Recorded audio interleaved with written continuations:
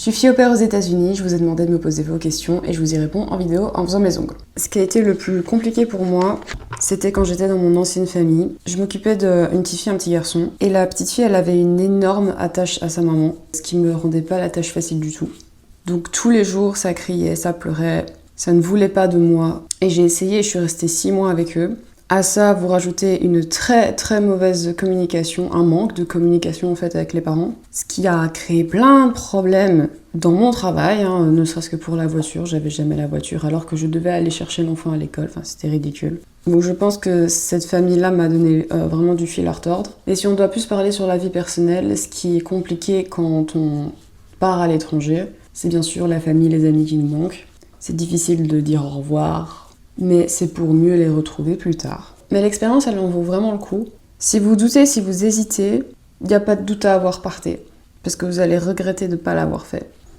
Je suis dans ma 3e famille d'accueil. Si les enfants sont demandeurs, demandeuses, c'est super simple pour eux d'apprendre une nouvelle langue, encore plus s'ils sont jeunes. Par exemple, la petite actuellement que je garde, qui vient d'avoir 4 ans, a commencé à apprendre le français avec moi quand elle avait 3 ans, et elle se débrouille super bien. Et c'est fou tout ce qu'elle a appris en si peu de temps. Les parents m'ont pas demandé de lui apprendre le français, je la force absolument pas. Elle m'a demandé en fait. Elle m'a demandé, tiens, tu dis ça comment en français? Et ça a commencé avec 1 mot, 2 mots, 3 mots, et maintenant, je dirais qu'elle doit connaître une 30aine de mots. Elle ne parle pas français, je ne lui parle pas en français, mais parfois ça m'arrive de lui dire des phrases totalement en français, en mettant des mots qu'elle connaît, et elle comprend. Donc oui, c'est super simple d'apprendre le français aux enfants, et j'aimerais pouvoir faire ça plus tard. Et pour ma part, c'est une sensation géniale de voir son évolution. Je suis trop fière d'elle, des progrès qu'elle fait tous les jours. C'est trop beau.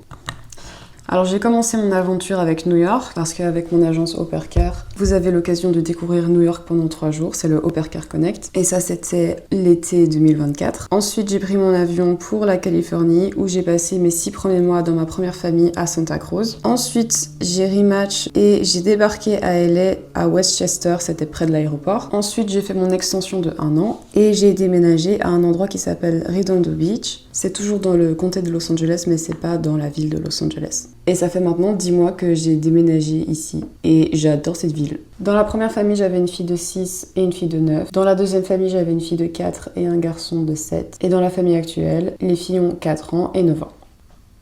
Alors au niveau des valises, moi je suis venue avec de trop, je trouve. J'ai pris une valise et une petite valise. Donc vous savez, c'est celle à 23 kilos, la grosse, et la petite bagage cabine. Et en fait, de tout ce que j'ai pris avec moi dans la grosse valise, je n'utilise plus rien. Donc c'est des vêtements que je mets plus, que j'ai donné déjà, et des objets que j'avais pris avec moi qui m'ont été d'aucune utilité. Donc vraiment pour les valises, prenez le strict nécessaire, donc des vêtements pour comme si vous partiez en vacances d'une semaine, parce que vous allez acheter énormément de vêtements ici. Donc une seule valise c'est plus que suffisant. Après si vous allez dans un état ou un pays où il fera froid, c'est une autre histoire. Prenez des vêtements chauds, des couches. Donc là vous aurez peut-être besoin de toute la capacité de la valise.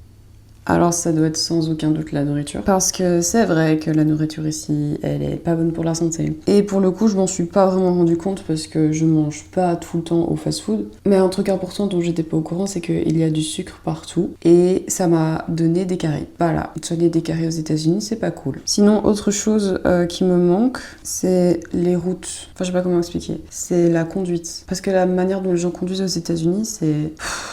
déjà quand vous regardez l'examen, qui est nettement plus simple que chez nous, on comprend pourquoi il y a autant d'accidents.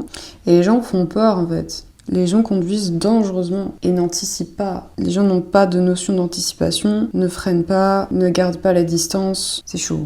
Parfois c'est compliqué. Bon, j'ai fait une marche, j'ai mis 2 heures. Je vais m'arrêter là. Si jamais vous avez des questions, n'hésitez pas en commentaire ou en privé. J'y répondrai. Et moi je continuerai ce soir.